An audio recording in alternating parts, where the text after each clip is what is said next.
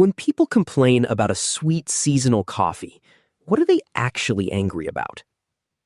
Every late summer, an ocean of orange syrup arrives at coffee shops, trailed immediately by a wave of cultural exhaustion. A Vox feature published on 25 August 2026 skips the familiar jokes about autumn sweaters to ask a stranger question. Why does a seasonal beverage make people so angry? The backlash to the pumpkin spice latte always feels out of proportion to the drink itself. The story tracks how a simple coffee order turned into a lightning rod for class anxiety and thinly veiled sexism. Written by Rebecca Jennings in Vox, narrated for Arva. Editor's note, August 25th, 10:15 a.m. ET. This article was originally published in 2018 and has been updated for the start of the new PSL season. Pumpkin spice lattes and the backlash to the backlash explained. Pumpkin spice is America's most hateable seasonal flavor, but Starbucks is leaning in even more heavily this year. August 25th is not a day that is particularly known for feeling especially crisp or autumnal in most parts of North America, and yet it's the day this year, the earliest release date ever, that Starbucks, contending with a slowdown in sales, will unleash its annual run of pumpkin spice lattes upon its customers. You'd be forgiven for mistaking this tone for one of disdain. Since its inception in 2003, the pumpkin spice latte has become something of a straw man for discussions about capitalism, seasonal creep, and the meaning of basic, resulting in widespread hatred for an otherwise innocuous beverage. For example, back in 2014, at the height of pumpkin spice mania, this very website described the PSL as an unctuous, pungent, saccharine brown liquid, equal parts dairy and diabetes, served in paper cups and guzzled down by the liter. Even though clearly the pumpkin spice latte is a highly delicious treat that pairs well with wearing vests and making dorky comments about how crisp the air feels today. Yes, it contains 380 calories. Yes, it will make your coffee a rather unappetizing orange color. No, you should not guzzle it down by the liter. But contempt for the PSL and other items of the seasonal pumpkin spice variety is often not really about the flavor itself. After all, there are plenty of other flavors we should all be way more furious about. There is a shop in Scotland that serves mayonnaise ice cream, people. Too frequently, it's about sexism, class anxiety, and our collective skepticism of savvy marketing. After all, the PSL is doing something right. It's Starbucks' most popular seasonal beverage, with about 424 million sold worldwide. In 2019, the chain leaned in further with the introduction of the pumpkin cream cold brew, finally admitting to the world that late August is still iced coffee weather. The history of the PSL. The pumpkin spice latte almost didn't exist. As former Starbucks veteran Tim Kern told Quartz, a number of us thought it was a beverage so dominated by a flavor other than coffee that it didn't put Starbucks coffee in the best light.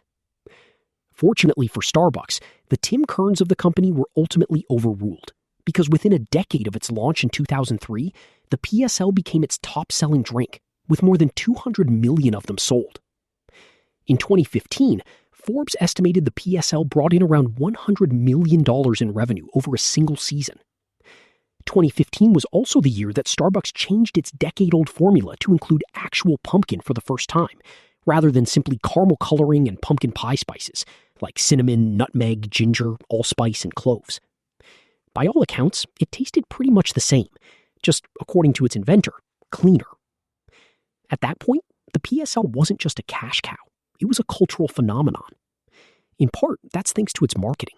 There was nothing inherently seasonal about the spices that go in pumpkin pie, but Starbucks is able to convince us that the drink should only be consumed during the fall months, thereby increasing demand. But there's another reason the PSL exploded so much over the past decade.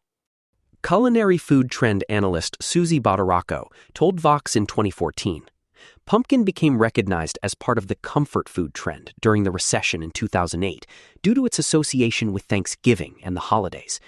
In tough times, we're more likely to crave foods that bring back happy memories. Surely, though, the reason we all began talking about PSLs to begin with was their prevalence on social media. It's not that they're inherently photogenic. A Starbucks cup is a Starbucks cup, regardless of what's inside it. And the PSL doesn't get its own specially designed cup the way the holiday drinks do.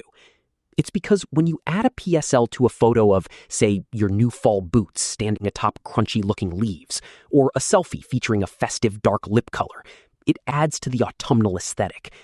It's not a coincidence that Instagram, the epicenter of cutesy fall tableaus, happened to blow up in the early 2010s, which is the same time it became cool to claim you despised pumpkin spice. But maybe that's not the whole story. The backlash is about our anxieties around capitalism. The fact that the pumpkin spice latte, which to many conjures the scents and imagery of Thanksgiving, is released in increasingly hot weather year after year is often touted as an ominous harbinger of the evil forces of seasonal creep. It's agricultural revisionism, argue some, citing the fact that pumpkins aren't actually in season until autumn proper. A viral John Oliver clip from 2014 declares as much, noting that bottle of pumpkin-flavored science goo sits behind the counter of Starbucks, never aging, like Ryan Seacrest. Perhaps in response to such criticism, in 2019, Starbucks released its second pumpkin spice beverage since the PSL's introduction. But this time, it's cold. The pumpkin cream cold brew is a vanilla cold brew with pumpkin cold foam and topped with pumpkin spice latte, which CNBC describes as less sweet and has a stronger coffee taste than a pumpkin spice latte. The success of the PSL is also largely responsible for the barrage of pumpkin spice-flavored everything else, including cream cheese, dog treats, Kahlua, and an especially wacky seasonal crossover, Peeps. There have also been air fresheners, deodorant, even Four Loko. Okay, that one ended up being a joke, resulting in the expected amount of hand-wringing about a food trend gone too far. Indeed, back in 2010, the spice brand McCormick forecast that pumpkin spice would be a popular flavor for the holiday season, which in turn likely exacerbated the rush.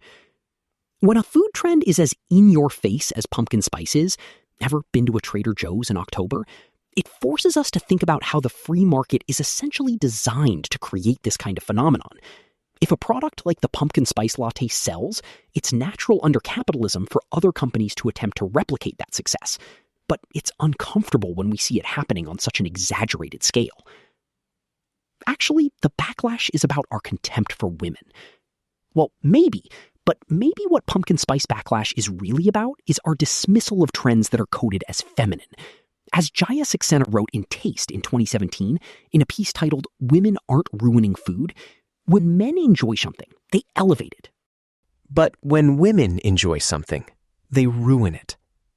She continues on the topic of girly food crazes like acai bowls, rosé, and pumpkin spice, versus manly ones like barbecue, flamin' hot Cheetos, and IPAs. When those foods blow up, we judge women for falling for the marketing or trying to jump on the bandwagon, and we assume that because they like something other women like, they don't have minds of their own. And on top of that, women are asked to reckon with, consciously or unconsciously, the perceived psychosexual symbolism attached to seemingly innocuous foods. Plus, masculine foods are almost never chastised for being basic, the ever-nebulous term used to describe someone with average, predictable taste that's usually reserved for women.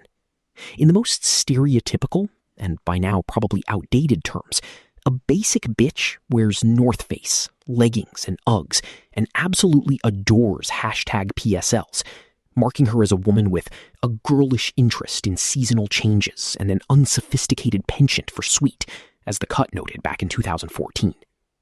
There are often classist implications, too. In a 2014 BuzzFeed piece about basic and class anxiety, Anne Helen Peterson wrote, "Unique taste and the capacity to avoid the basic is a privilege of location, usually urban, of education, exposure to other cultures and locales, and of parentage, who would introduce and exalt other tastes. To summarize the groundbreaking work of theorist Pierre Bourdieu, we don't choose our tastes so much as the micro-specifics of our class determine them. To consume and perform online in a basic way is thus to reflect a highly American, capitalist upbringing. Basic girls love the things they do because nearly every part of American commercial media has told them that they should."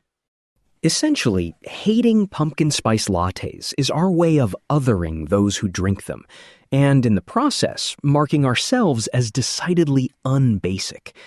Of course, this notion of what basic means is not the same way black people have been using it for decades, which, as Cara Brown explained in 2014 in Jezebel, pretty much just translates to, I think that the stuff you like is lame, and I don't really like you.